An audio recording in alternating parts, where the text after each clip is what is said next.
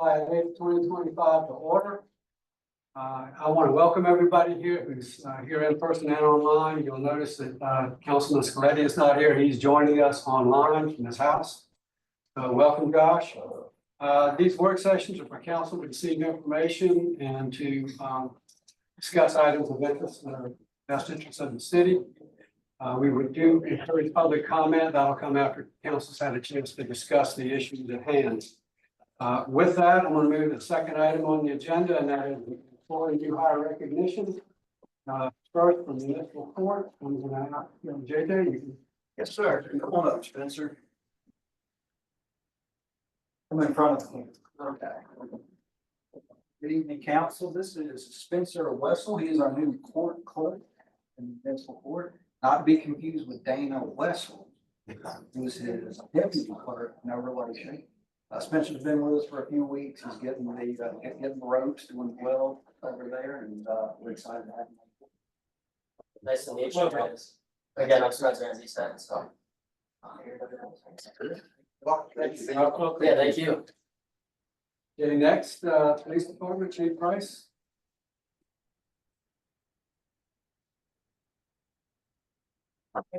Council, staff, good to see you all. It's my pleasure today to introduce three of our new hires. We have Michael Bird here. He comes to us from Florida. And we have Colin Etherington. He comes from New York and Texas and Peru into Beaufort. And we also have Nick Morio, and he comes from Florida as well. The thing I'd like to stress tonight is they've all served in the United States Marine Corps. So I'm more than happy to have them and happy that they're here and happy that they continue their service to the big city. Thank you for your service. Thank you. Welcome aboard. Great. Thank you. Okay, next on the agenda is presentations of the compensation study, and I'm going to turn it over first to Scott Marshall. Good evening, Mayor and Council. As you know, Management Advisory Group has been performing a classification and compensation study of our employee personnel pay practices here in the city. Their study is concluded. They have issued their final report. And so we are pleased tonight to have a representative. And I will allow Yvette to introduce him in just a moment. But first, I just want to say the purpose of the meeting tonight, the purpose of the presentation tonight is just to give them a chance to present to you what the findings of their study are and what their recommendations are. Their recommendations do not equate to an implementation plan. The way we get to an implementation plan is that we take the information that's presented tonight and whatever brief discussion takes place. And the staff will go back and we will put together what we deem to be a reasonable implementation plan draft. And we will bring that draft back to council at a subsequent work session and get council input on that draft. And then we will refine that draft into a product that we can bring back to you for true implementation of any revisions to our current pay plan and pay structure. So that's the process moving forward. And Yvette, at this time, I'll turn it over to you if you want to say a few words and introduce our guest. Absolutely. I just want to say thank you for the opportunity and good evening to you all.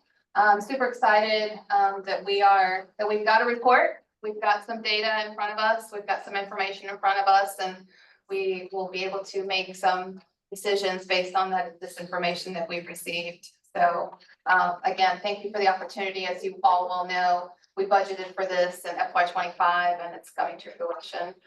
So thank you again. I wanted to introduce Steve Foster. He is our consultant with Management Advisory Group, and he will be presenting a summary of the findings. You all received a report in your packet, but he's going to summarize the findings and take it from there. Great. Thanks, Yvette.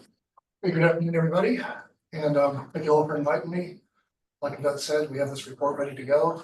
What I want to do today is just going to give you an idea of how we came up with what we did with this report, how we put things together, our recommendations, our findings, all of that.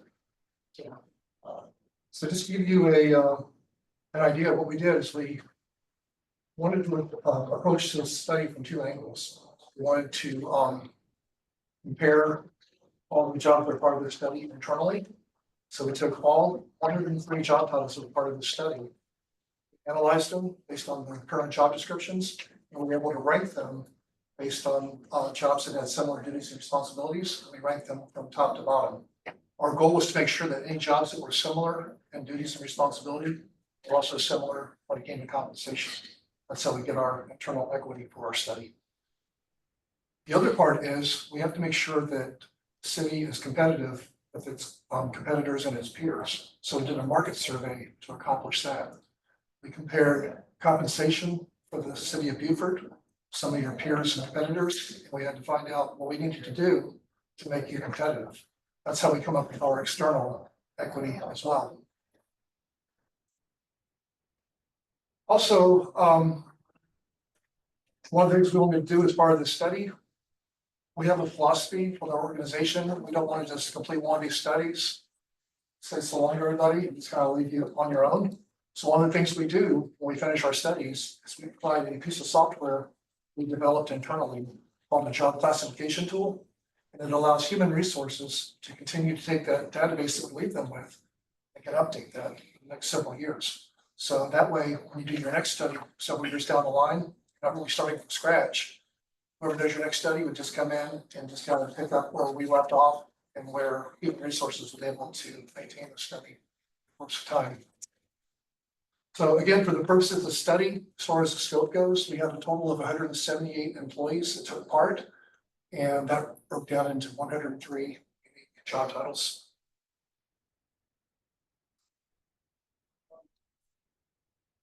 As far as methodology goes, what we had to do is we had to get all the employee data put together into a large database.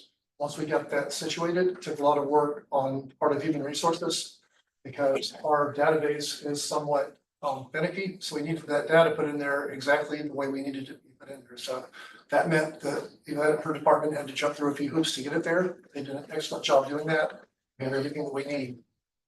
The other thing we did is we conducted interviews with city leadership. We met with all the department heads, either in person or virtually.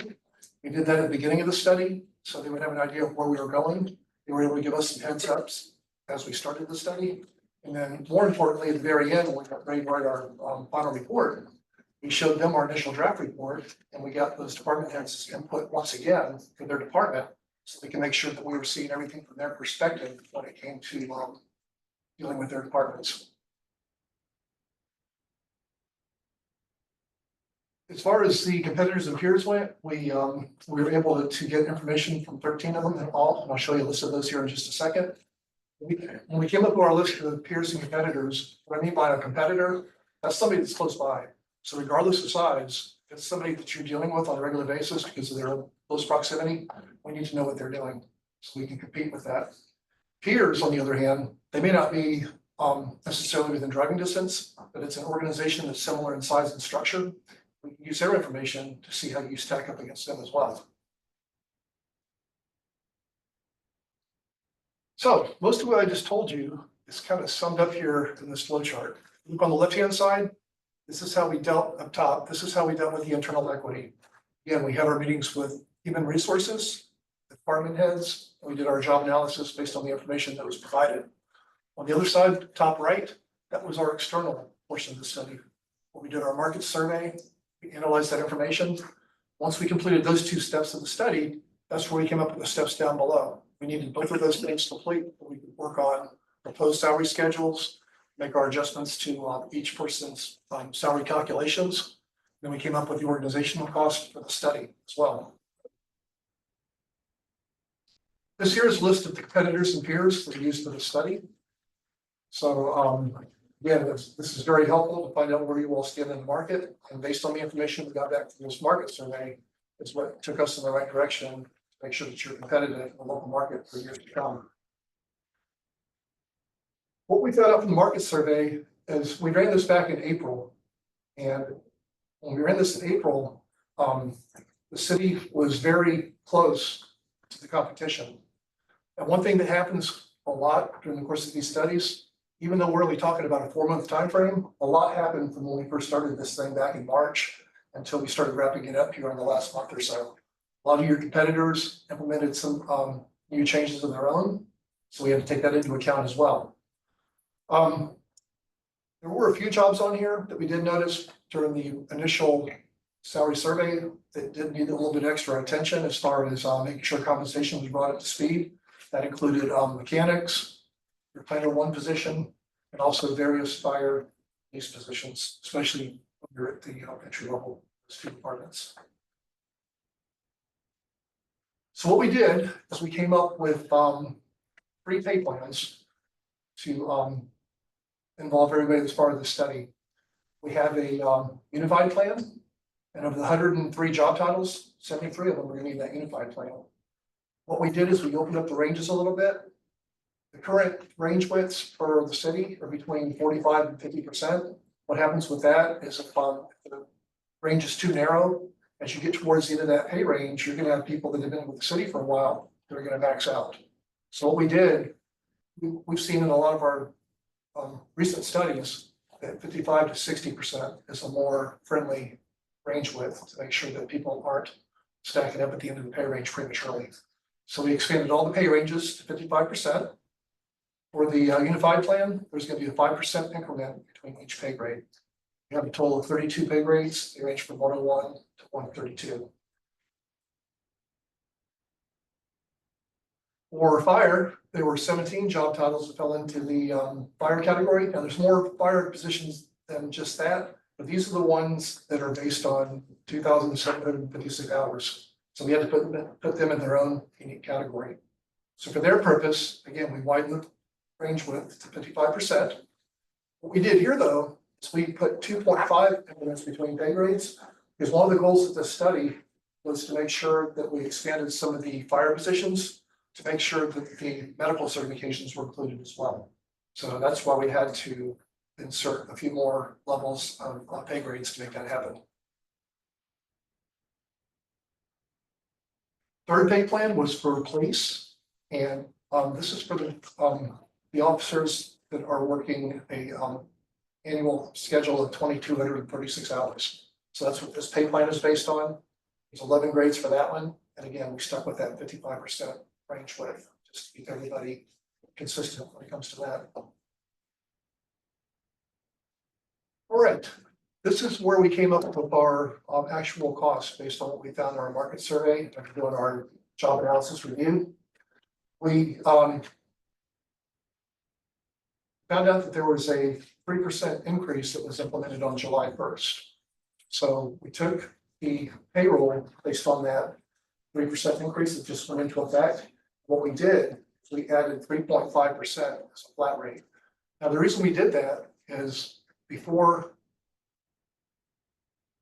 you added your increase, a lot of your competitors also added them themselves. So if we didn't continue to keep up with these changes, then you'd be starting from a disadvantage.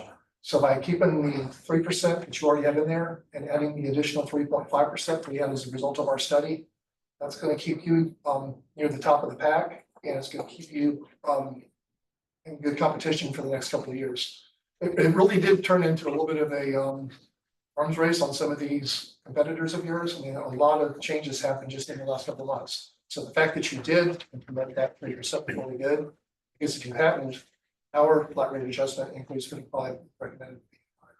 So we're able to use that hand in hand, what you've already put into effect in July. Now, that's our first increase, is at 3.5% across the board. Once we did that, next thing we had to take a look at was an adjustment to minimum. Now, what I mean by that is we readjusted a lot of the pay grades. So we had to make sure that anybody whose new pay grade increased, we have to make sure that that person is at least making the minimum of their new pay grade. So that's where that next round of adjustments came from. So at this point, we've had 392,722 for the flat rate adjustment, followed by 381,900 for that minimum adjustment increase. The last increase that we recommend is our compression adjustment. And the way that works, we take the date that each person started in their current job title, and we move them into the pay range based on that date. So if you had somebody who's been doing the same job title for 10 years, they're going to be about a third of the way, between a third and halfway through the pay range. If you have somebody that's just starting they're gonna be at the beginning. That's how we make sure that you don't have a bunch of people grouped together, clustered together in the pay range, even though they have different levels of experience.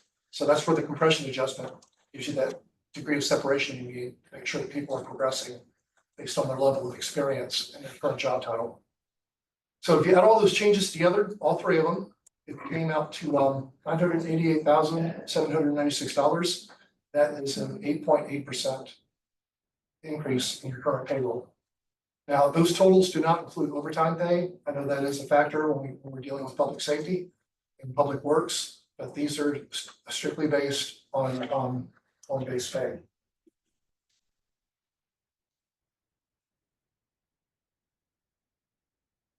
So as far as recommendations and compensation policies, what we've done, and you have a copy of the report that was in your packet there. We have a section in there on suggestion policies that we leave with human resources. And basically, it's nothing in that section is written in stone. It's just our way of providing information that we've come across in the last 20 to 25 years when we've conducted these studies. We just want to leave that information with the city in case they have some of these scenarios that they want to take a closer look at. If you already have a policy that you like, that's great. Keep doing what you're doing. If you run across an area, like maybe a temporary assignment or somebody who's about to max out, you need a little bit of guidance on how you should handle that. We have information in our report to help you deal with that as well. So just to wrap up, just to give you a little bit more of a wrap up on how this study impacts the city, what we were trying to do and what we did accomplish. We wanted to make sure that we had a fair and equitable compensation plan, both internally and externally. So that's what we did. We wanted to make sure that especially your starting salaries are competitive, because that's what we found out during the course of our department head interviews. We wanted to find out which jobs were kind of a revolving door, which ones were harder to retain. So we wanted to make sure that we were competing in those areas. We also want to make sure that nobody is at the maximum of the range right off the bat. So that's why I was talking about widening those pay ranges to accommodate for that. And then again, the overall cost for this study, based on what we found, was $988,796, an 8.8% increase on your annual payroll. So that is it in a nutshell. And I'm sure you guys had a chance to look over this report a little bit here and there, and I'd be happy to answer any questions you have at this time. Council, any comments? Very helpful. Do you have something back in terms of implementation? We will, because clearly, there's quite a delta between the amount that we set aside in the FY 26 budget for anticipated increases from the study versus the number that we were presented in this final report. So we recognize that that's a huge delta. We recognize that we need to take a very close look at how we prioritize increases and where we put those increases. I will simply say that I think public safety is an area where we need to address quickly. We have a sheriff's office across the street that is now starting deputies with no experience at $60,000 a year, compared with $52,000 a year here in the city of Beaufort. So that's quite a difference. And we want to remain competitive in the market, not only in public safety, but in all positions. But recognizing that we have some fiscal limitations that we also have to deal with. So we'll take a close look at that as a staff and bring you back what we feel like is a realistic implementation plan, not one that's just realistic to implement the 8.8% of the payroll this year, but we have to take a look at what would be sustainable and sustainable versus quality of personnel that we can attract and retain going forward as well. So it's not going to be an easy task, and it's not something we will be able to do in a week or 2 weeks. It may take us a bit to come back to you with a reasonable, well thought out plan. But we'll come back to you with a draft implementation plan and see council's input. Then on the section on the motion, is that consistent with our policies now, or? What It's on page are you on? page 35.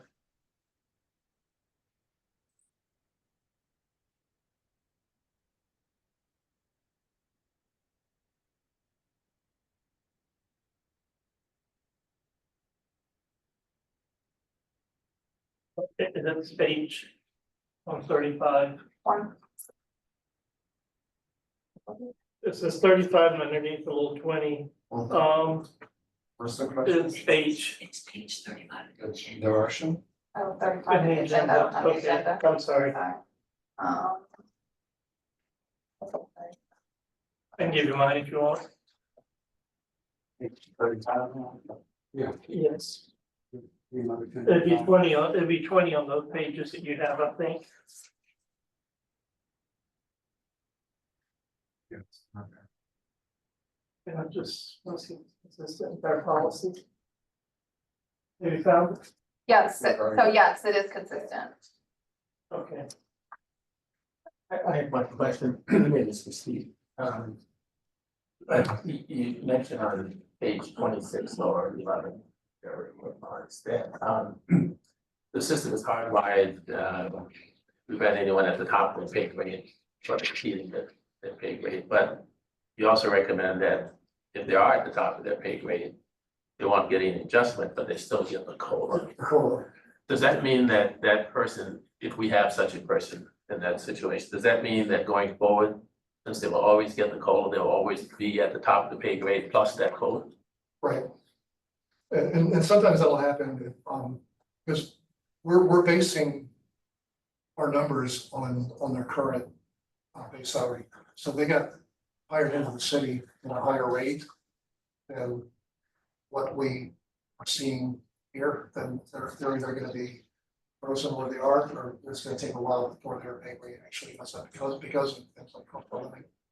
Yeah, we always do recommend at least the cost of living adjustment.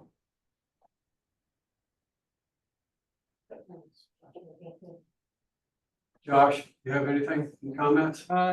Yeah, just real quick.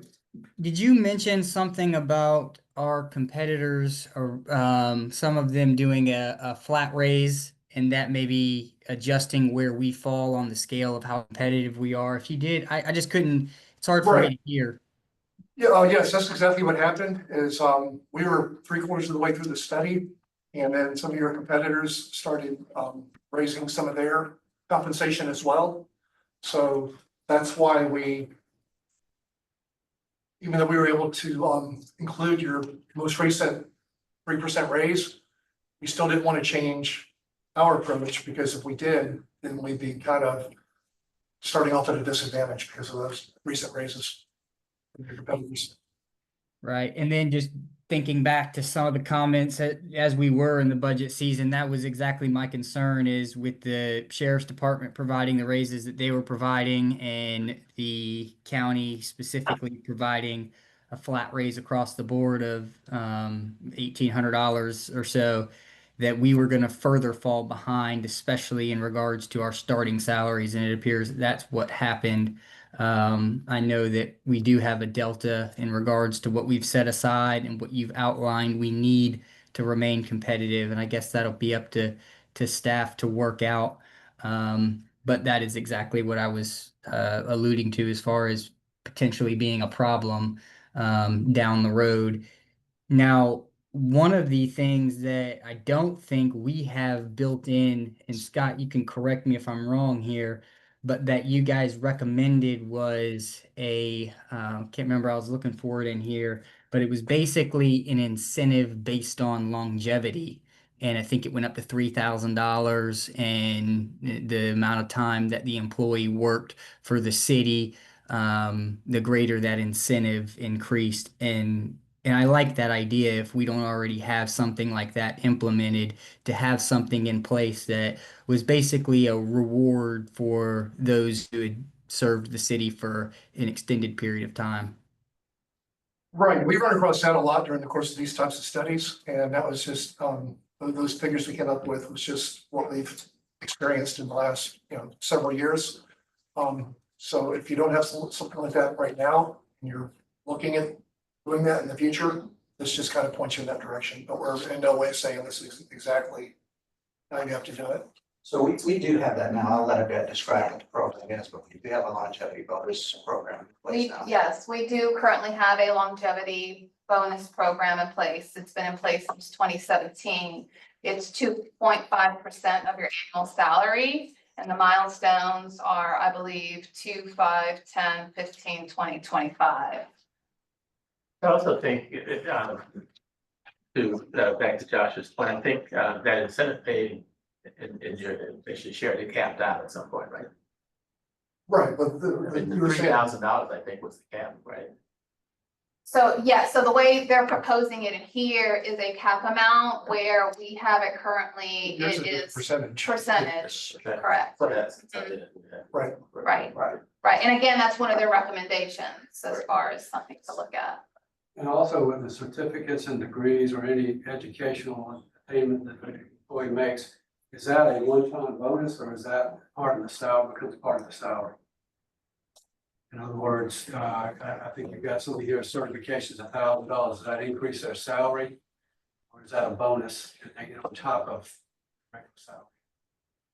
That would just be a bonus. Yeah, that's the way I interpret it when I read the report Just wanna make was. sure I'm clear. And we don't have anything like that in place across the board. And so that would be something that I would definitely advocate for, because it's important. Yeah, and a lot of those things are just like I said, to keep you competitive, like maybe one of your chief competitors, the county or somebody comes with something like that. And to be able to, Now, Yvette, let me ask this, when you advocate for that, because I guess I could see it going two ways, right? If you had somebody that was able to get an incentive to further their education and they stayed with the city, then it would help. But if you paid to further their education, make them, more of an asset and they left and went somewhere else, then you potentially lost a good employee. And so I guess it could probably be a double-edged sword. But when you advocate for that, what are your thoughts on if we did implement something like that, how it would look? Would it be more based on them furthering their education in either a field that we needed or maybe the field that they were already serving in within the city, or would it just be in general? no, I think it should definitely be based on their job benefit that it would have for the city. Yeah. And And this the, isn't paid until they achieve it. correct. Right, right. And the way our tourist tuition reimbursement program works currently, it is just that. It does state that if, we have a great tuition reimbursement program. And it does work that way. So it is advocating for you seeking further education within the field that you're working in the city, in the organization. And so this would kind of just go hand in hand with that. Is that consistent with the region, or anybody else have a program that consistent? When we did the market survey, our main focus was on the base pay, stuff like that. So we didn't do a full blown benefits survey. That would have fallen under a benefits survey. So the degree incentive pay, yes, that is a very common thing across the region. Tuition reimbursement programs, does everybody have them? Not necessarily. So there's, Just one other, you mentioned that there was some software that a program that you would lead with HR. Did that software program allow Yvette and her team to kind of go in and make these comparisons that you have done? Well, what they'll be able to do is we're going to leave them with a final database of all the employee information that we use. If they need to reclassify a position or even add a new position to the current compensation, they won't be comparing to the benefits with the software. But they could take, if they did some sort of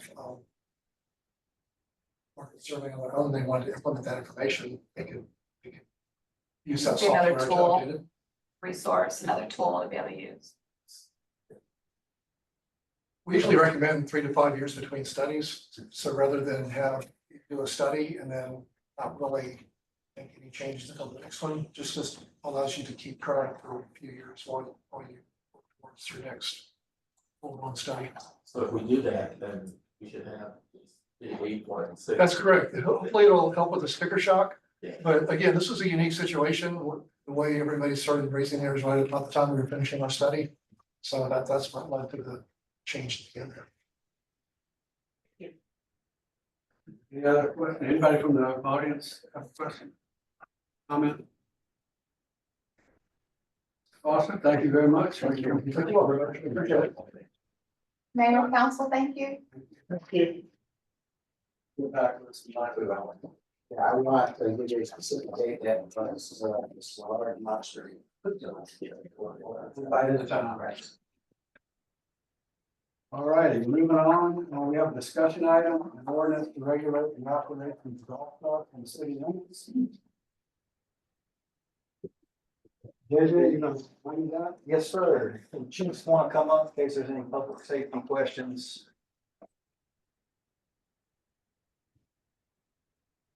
Good evening, council. On page 87 in your work session packet, we have our cover memorandum that provides the background of this matter at the June meeting on June 10th. Last month, Councilman Scaletti led a discussion regarding the possibility of an adoption of a golf cart ordinance and requesting that staff review and bring forward a proposed ordinance to regulate golf cart operations within the city of Frankfort. This was spurred by Act number 64, South Carolina State Act that became effective May 22nd, 2025.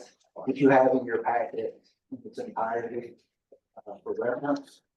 The memorandum in your packet goes over the background and the enabling legislation, a summary of the key regulatory provisions, policy considerations for council and staff recommendation.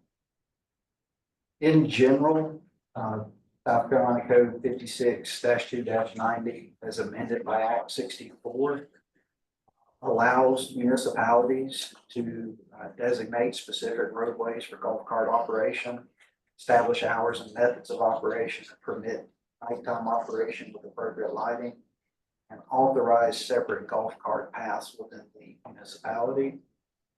At the June 10th work session, council directed staff drafted a ordinance incorporating these state law requirements for review at this work session.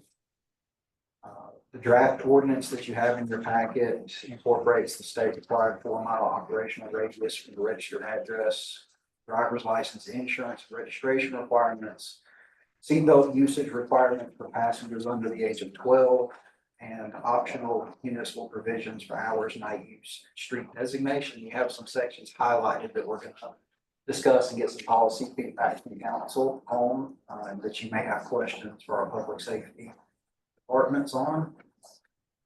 Regarding designated streets versus the state default, there's two options that we can go forward with in the ordinance. Option A is designating specific streets, saying exactly what streets golf carts are allowed to be operated on.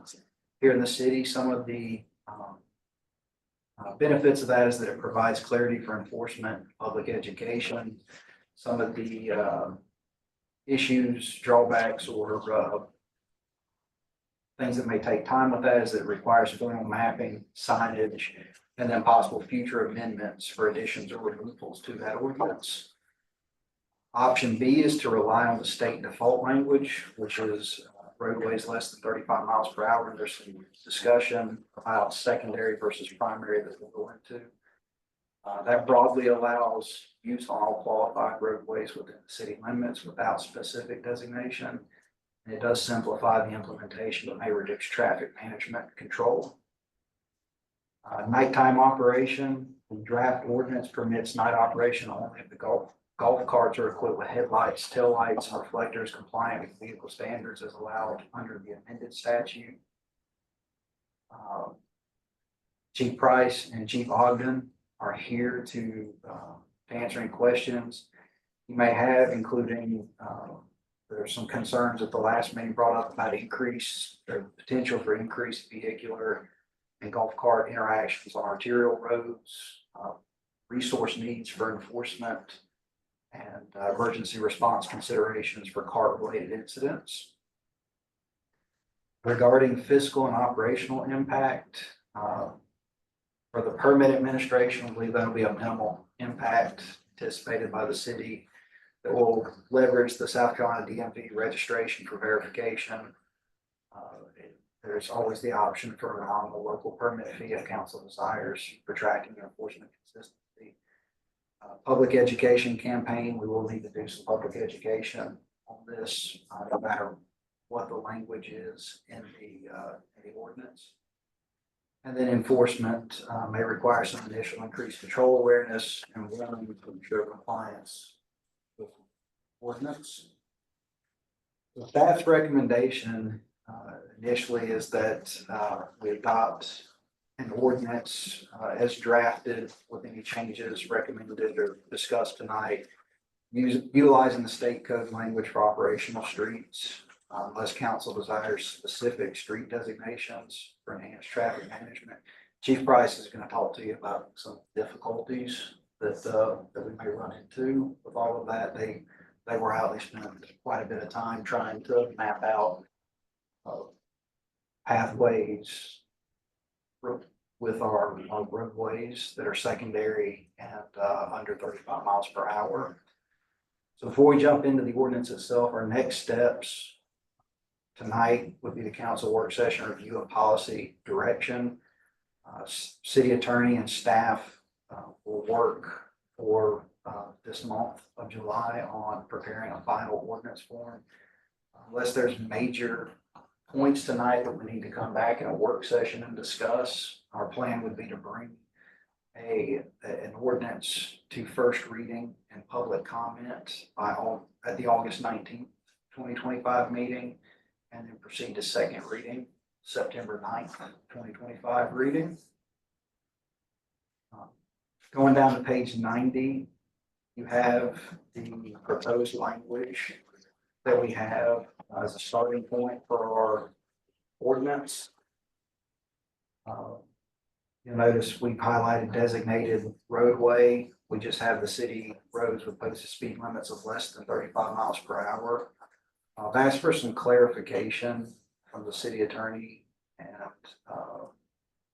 the legislature because there's some language. If you go down to page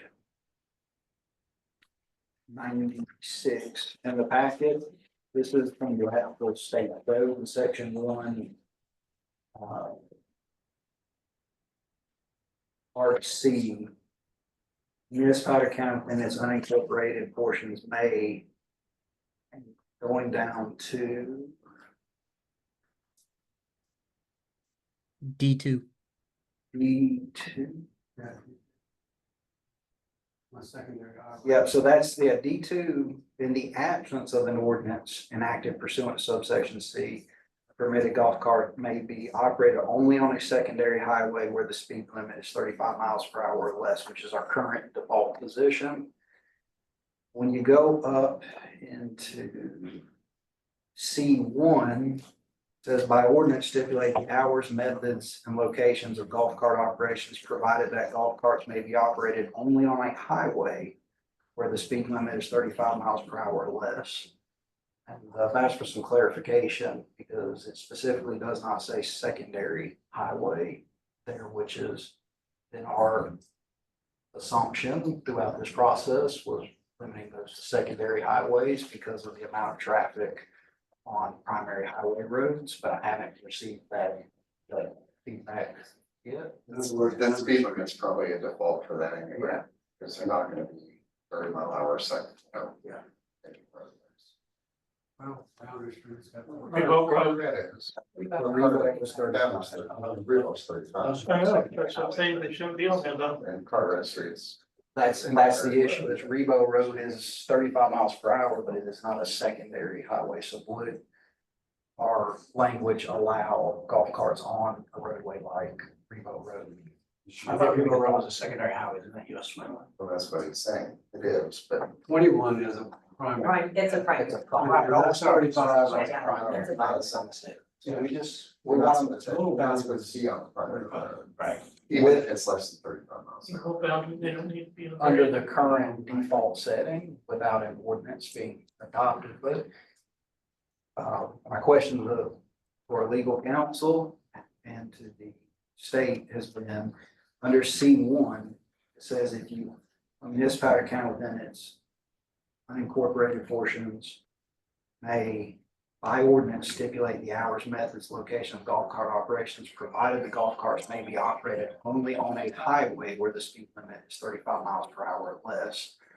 throughout the process, it refers to secondary highways, and again, that's what we were operating on, but I noticed in reviewing this after we had put the packet together, that this does not specifically say secondary highways, so I'm asking for some I think we clarification. need to specify what roads are prohibited, they, more so than what's allowed, we need to say which ones are prohibited, it'd be a lot easier for staff. Right, so that may be the approach that, you know, we need to come back to a work session before we come back to a first reading to discuss specific roadways.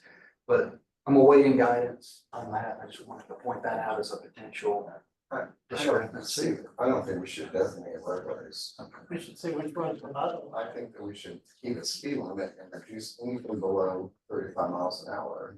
Beyond that, nothing 35 and above. This is 35. So you're saying they should be able to ride down Rainbow Road? Make it below 35.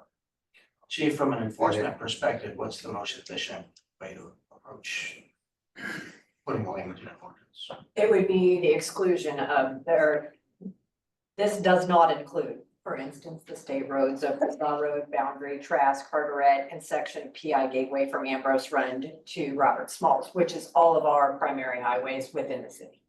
That it could be that easy of naming those 5. If that's the way y'all want to choose to go. Keeping in mind that if you're coming from Mossy Oaks or any of that area, there is no way to not use the Spanish Moss Trail or the Regal Road. Exactly. And there was a gentleman. Get downtown. To get downtown. To get downtown. There was a gentleman at our last work session that was really concerned about that, so. Well, Not- we extensively tried to do so. And I believe they said that they put up a fence. It's more than a fence. Even if you went through the back way of the hospital or TCL, there is no way to effectively get through parking lots from Allison Road all the way back through to try to get to that. And your staff did speak to the Bell Trail. We the did, Spanish Moss Trail. and, yes. They are not interested in having carts on the trail. Well, the trail's closed. It's always closed to the last year. That's not the stuff. Had somebody on motor up, some kind of scooter line past me the other day when it was right there, coming out of one road and they came flying past me on a motorized scooter. Certain scooters are allowed on the trail, certain electric scooters, it has to be above CC, you have to actually stop the scooter, look at the scooter, look at the motor to see what it actually is, so we generally. Okay.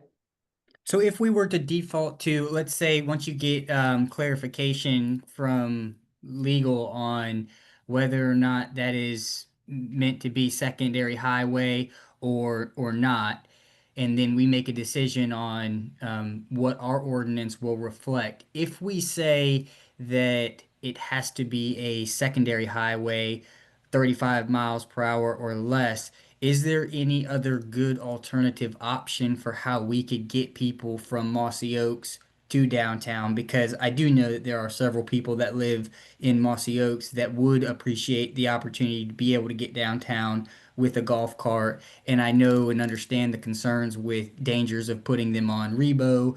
I understand the Spanish Moss Trail's position of not wanting golf carts on the trail.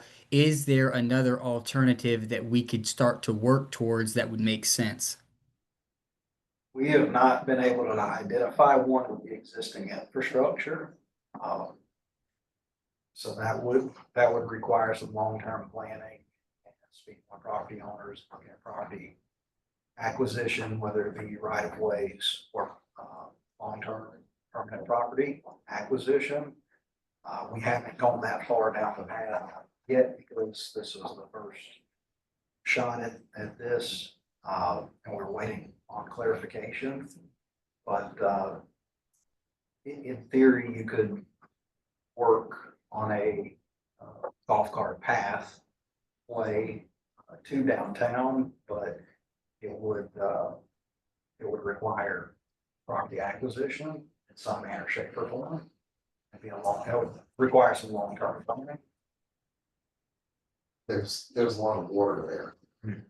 So, yeah. But I mean, whatever we can create with the specific language related to excluded roadways And our speed limits, we don't have to, or we don't have to use secondary and primary in our ordinance at all. Yeah. We can say all roads under 35 miles an hour with the exception of these or otherwise. There could possibly be an augmentation of the technical college and the hospital through the waterside. There's only landscape. You can get to the other side, but you can't get down. But You you can't get the get Reynolds, traffic light at Fair you get the Reynolds and. kind of straight go across around. to Elliott and across down to Bay Street. Okay, all right. What's the distance between our Mossy Creek, Mossy Oaks. Mossy Oaks and Allison Bay Road. Street downtown? What's the distance? Oh, 4 miles, you mean? Yeah. Push them close. It's probably, you can probably get there from most of Mossy Oaks on this side, Spanish Point. You may not be able to from Waddell Gardens, that may be more than 4 miles. Okay. But Yeah, the 4 mile thing, the only way you're gonna find out is you pull somebody over and you find out what their residence is and they're beyond the 4 mile limit. There's no other way of tracking that, so. That's gonna be difficult. to would they enforce. be forward? A straight line is 2.5 miles from the center of Mossy Oaks to Bay Street, but I don't know if you went roadway, what it would be. Can't drive a golf cart in a straight line. Right. Pontoon golf cart. Well, I mean, I'm not, I don't know the 4 miles is that. Obviously, that's what the statute says, but, I don't think people are gonna be paying much attention to it. but you get, And you they wanna get, you go, get they a lot wanna go. further in 4 miles than you think you can, right? They're gonna go. I got a couple safety concerns. I've got one and Councilman Mitchell, I think, has one. I suggested before about seatbelts and for everyone in there. And I still would like to see that. I know it's really unpopular with some people on the golf carts, but safety concern. I actually thought that's what we had decided. That was the consensus. So I wasn't sure if it was like, discussed it. Line with that is the consensus of council here. And then you have that concern. Well, I think if you permit the golf cart, you can require that it have seat belts. You're already requiring it to have lights and tail lights and all that are functioning. When I hear the functioning tail light, I don't mean just something that turns red when you put on the brakes, but something that's actually good direction. So, maybe you could require that if you do a permit.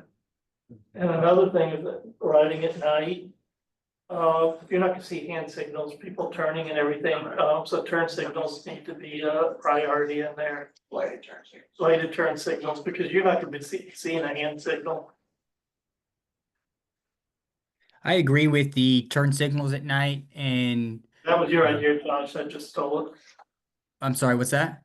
I just stole your idea, that was yours, so, you know, that was yours, I'm giving you credit for it. No worries. I agree with the turn signals at night, and while it's not as important of a deal for me with the seat belts for everybody, if that is what makes Councilman Lipsitz and Mitchell more comfortable with this, then I could certainly get behind seat belts for all occupants. But yeah, definitely the turn signals at night. I'm good with night, Did we determine that new carts are coming out with safety belts? Most of them. Yeah. So, and the retrofit, we figured, we got the price on that. about 35. It's not very expensive. Yeah, I'm good with those safety features of doing the nighttime golf carts, but I just want people to be safe. JJ, real quick, a couple of things. Under the section 2 definitions designated roadway where you have it highlighted, is it the same to say city roads as it is roads within the city?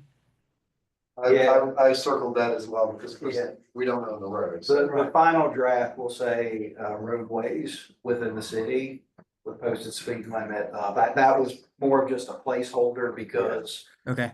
didn't know exactly what language council was gonna.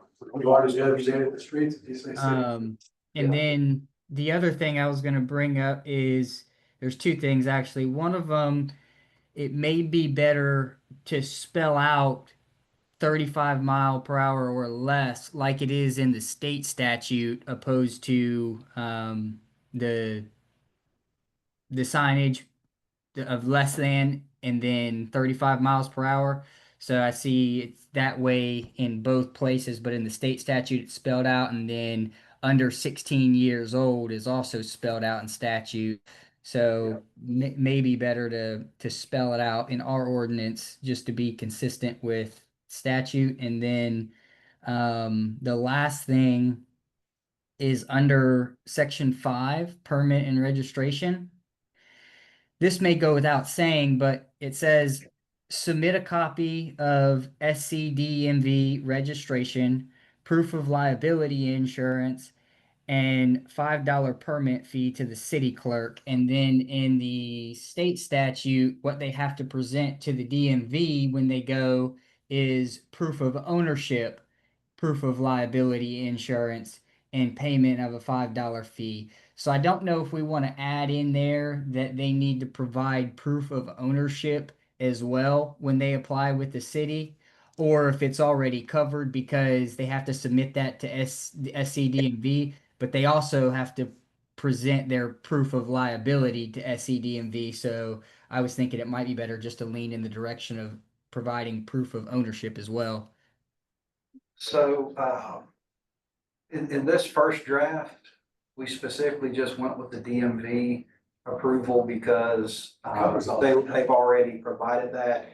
And not to infringe, if you go back to page 96, section C4, it specifically says that the municipality may not require proof of property ownership or proof of long-term rental agreement within the municipality or a county within its unincorporated portions as a requirement in which to receive a decal to operate a golf cart within its limits, just to completely try to avoid any claims that that we were attempting to only allow people within the municipality or require ownership. It was just cleaner to stick to the language that we would have them provide the DMV decal where they've already provided all that information, if that makes sense. I don't. It does. Now, I guess when I read that, and maybe when I read that section 4, not to require proof of property ownership, I was saying that or I understood that to mean like they don't have to necessarily own property in the city, but I was saying proof of ownership for the golf cart itself. You were saying that we put in here just to avoid the complexity of it all together, just keep proof of ownership out of it. Yeah, just to be as clean as possible, to avoid any discrimination claims down the road. And because you're required to provide all of those to the DMV to get that registration, then and then proof of liability insurance, something we require on everything, just to keep it as simple a process as possible.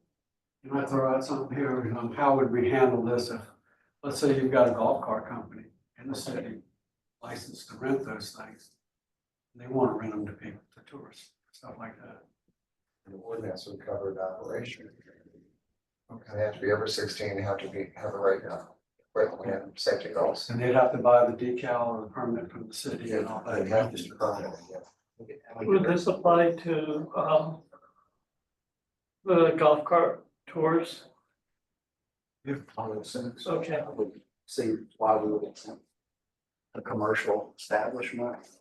This is for operation of a golf cart as defined state statute. I don't believe there's an exception for tours. Going back to the wrong golf cart, we could require the production of a copy of the contract.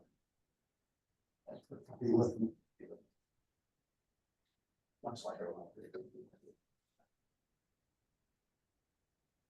You know, I think that's going to be a business that'll pop up, guaranteed. Tour companies might not like it. Well, they have some requirements for liability insurance and that, anyway. I mean, it would hurt. Who's on the phone, they can just get it. As long as we don't, our billing doesn't allow for the establishment of a golf cart company downtown, will be all right. One other note that I don't have highlighted in here is,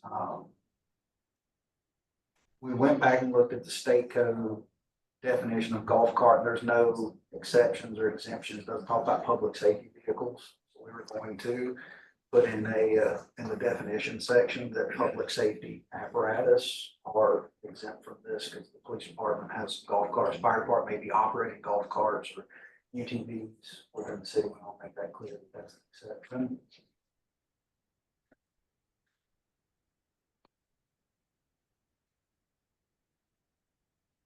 Any other questions, comments, or concerns?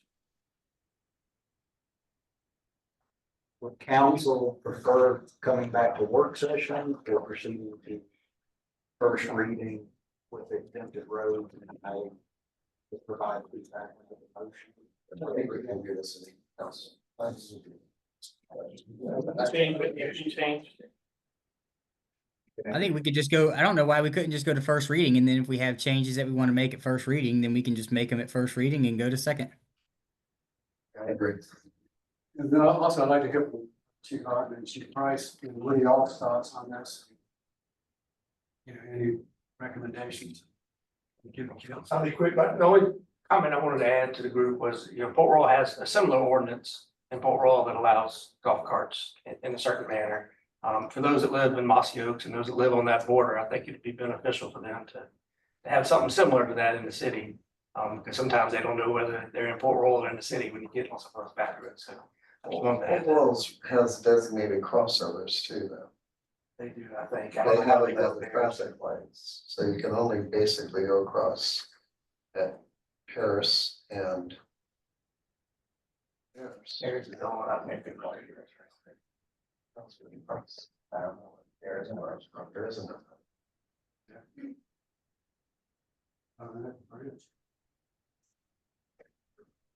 That might be a little bit more primary than we want. That's what happened. We work quite closely with Deputy City Manager and Tim Ogden on this and I do have concerns about them going down Rebar Road. It's not allowed, so. But other than that, I think the citizens would like it. I think that as long as they operate it safely and we implement our safety requirements that you all want, that I absolutely concur with, I think the citizens will be happy. We've vetted out our concerns and talked to people. Well, I think we would also see if we find a safe, we can cross, people want to go downtown, also, if there's a way. We will revisit that. They spent quite a while. At least a half a day last week. I did not get it down as I experiment for half a day. I was not happy about that. Try to get hands on that. But just to clarify and make this easier for me, when I go back and look, I have to start remembering to do this at the end on these work session items. We're going to provide a definition of public safety vehicles. We need to clarify exemptions rather than specific roadways for operation. We're going to go back in and reassess the Mossy Oaks to downtown route one more time. We want seat belts for all passengers and lighted turn signals to be included, and then adding some language about requiring proof of rental or rental agreement to be present for cars that are operated that are not owner operated.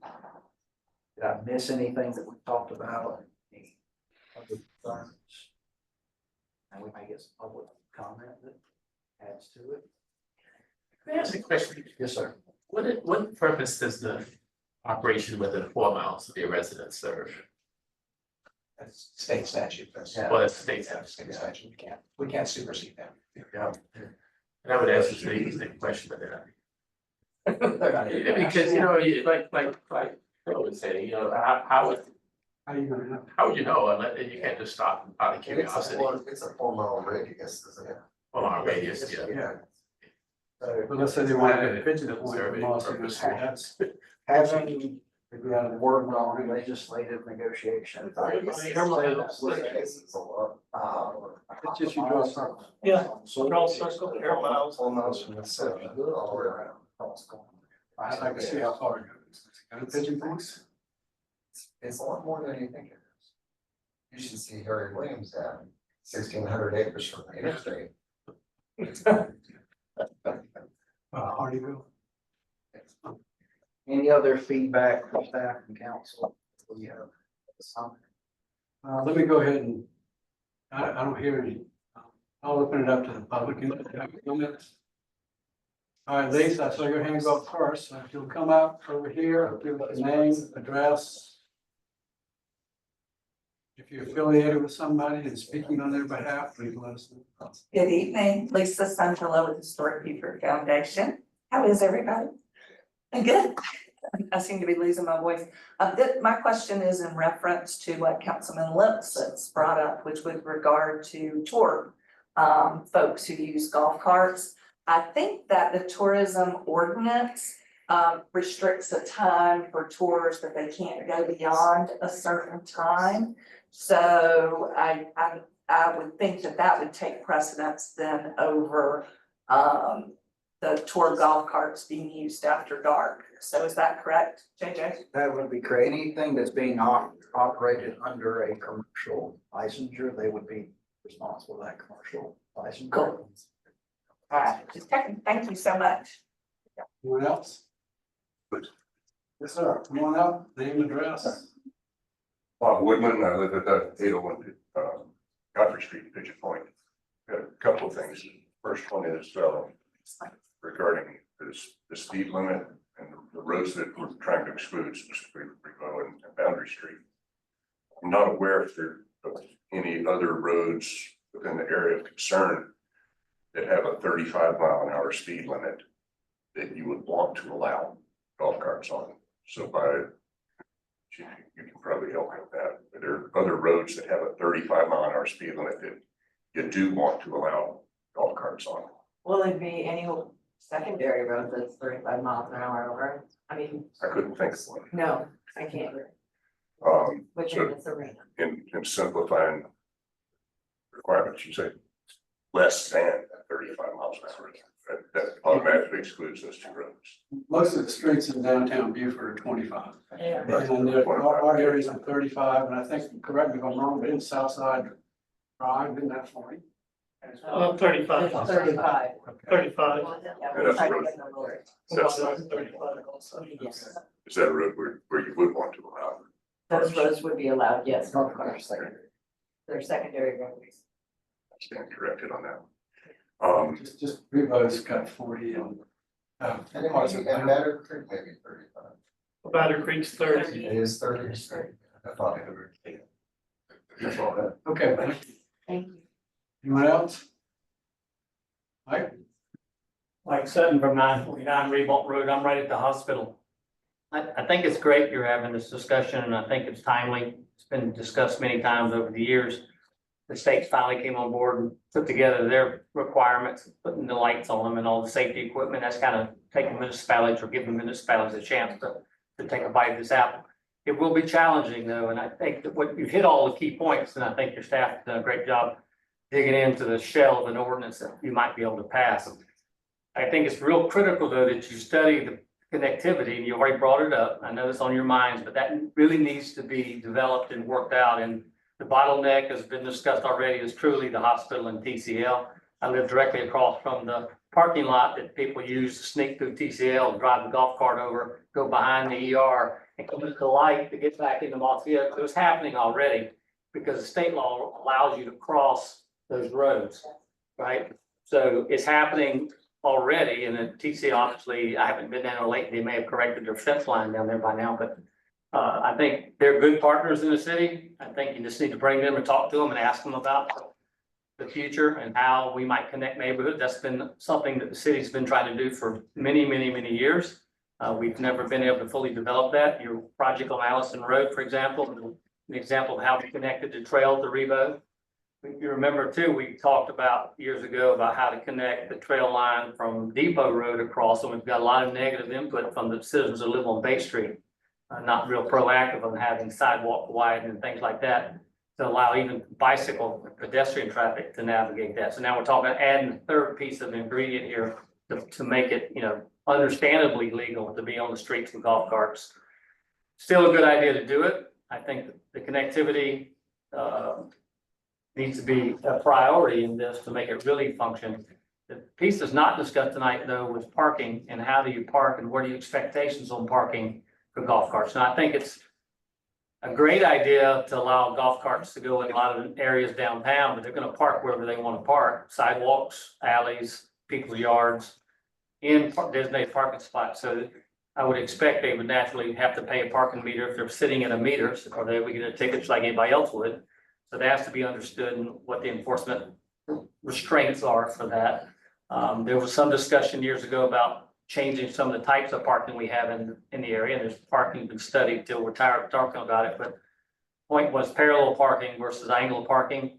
Those kind of things can increase the parking abilities in certain areas. So there may be some study on that, even this late in the game.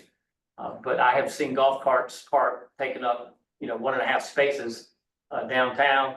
And sometimes you'll see 2 pull in, and I would encourage 2 to pull in if they can fit in a single space. But how do you meter it? Those kind of questions need to be vetted to see. But I encourage it, and I'm excited to see the process happening, and I hope you continue with it.